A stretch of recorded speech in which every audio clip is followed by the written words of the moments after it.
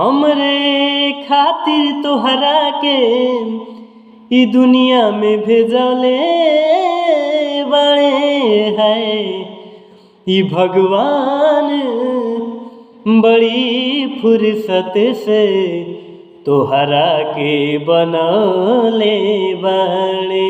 हमरे खातिर तोहरा के दुनिया में भेजले बाणे, ओ हमरे खातिर तोहरा के दुनिया में भेजले बाणे। भगवान बड़ी फुर्सत से तोहरा के बनले बाणे। भगवान बड़ी फुर्सत से तोहरा के बनले बाणे। ओठवा तोहार जैसे भोर के किरनिया, अखिया में प्यार के समाइल बा दुनिया। ओठवा तोहार जैसे भोर के किरनिया, अखिया में प्यार के समाइल बा दुनिया।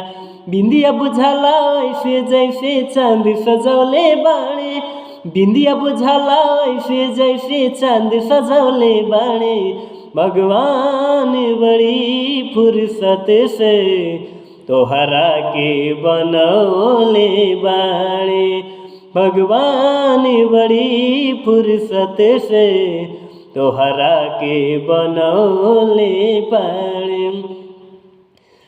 केहू के ईमान रहे नहीं होकरा बस में, फरहो सिंगार सजल फरहो बरस में। हो केहू के ईमान रहे नहीं होकरा बस में, फरहो सिंगार सजल फरहो बरस में। हुस्न के जादू अदा के मंत्र तोह पे चलौले बाणे, ई हुस्न के जादू अदा के मंत्र तोह पे चलौले बाणे। भगवान बड़ी फुर्सत से तोहरा के बनले बाणे। भगवान बड़ी फुर्सत से तोहरा के बनले बाणे। आई भगवान बड़ी फुर्सत से तोहरा के बनले बाणे। नमस्ते, प्रणाम। मैं हूँ आशीष विक्रम और आज के दिन आप सभी लोगों को नए साल की हार्दिक शुभकामनाएं देता हूँ।